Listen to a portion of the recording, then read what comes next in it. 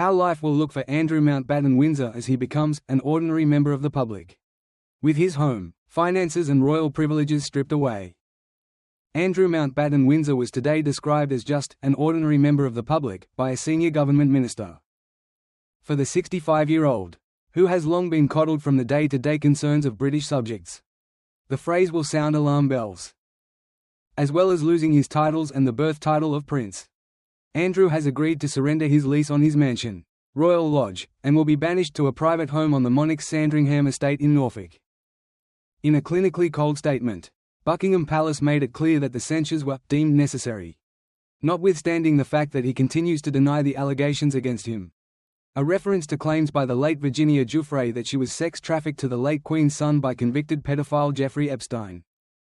The family of Virginia Giuffre said she had brought down a prince after Charles's decision.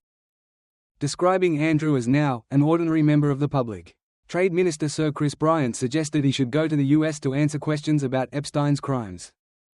So what will life now look like for Andrew given his newfound status? Where will he live? Who will pay for him? Will he receive security? And what of his ex-wife, Sarah Ferguson? Where will Andrew live? And who will pay for him? The monarchy had come under increasing pressure to resolve Andrew's living arrangements, with the royal long enjoying the luxurious surroundings of Royal Lodge, a 30-bedroom mansion in Windsor Great Park. Andrew will move, as soon as practicable, to an undisclosed property on the King's Sandringham estate in Norfolk. Even though the estate is set in around 20.000 acres, there are not as many publicly known options for his new home as might be expected. Wood Farm, the 5-bed property which Prince Philip enjoyed in his retirement, is understood to have been ruled out as an option.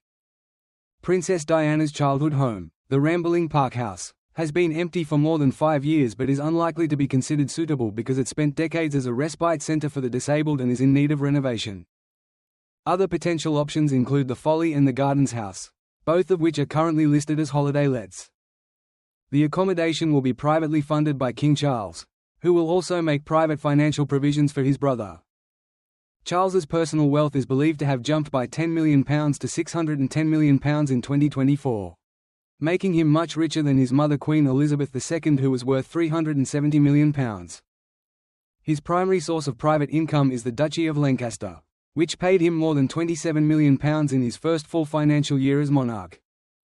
Since Andrew lost his £1 million annual royal income last year, his only declared income is a £20 naval pension, although some sources put his net worth at £1.5 million. He has a range of investments, including a share portfolio, and also earned money from the 2007 sale of his 12-bedroom Sunninghill Park home to Kazakh businessman Timur Kulibayev for £15 million, £3 million above the asking price. One of the most controversial aspects of Andrew's final fall from grace will be the potential payout he could receive for leaving Royal Lodge.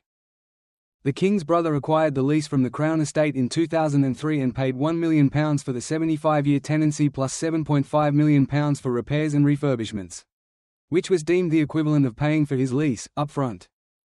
Under the terms of the deal, if he left within the first 25 years, which will end in 2028, he would be due a refund of £557.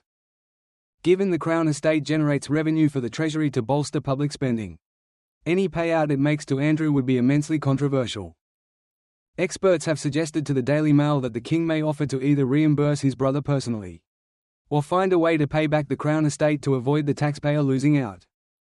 MPs have already been poring over the terms of the lease, with the Public Accounts Committee, PAC, raising concerns over whether it delivered the best value for money.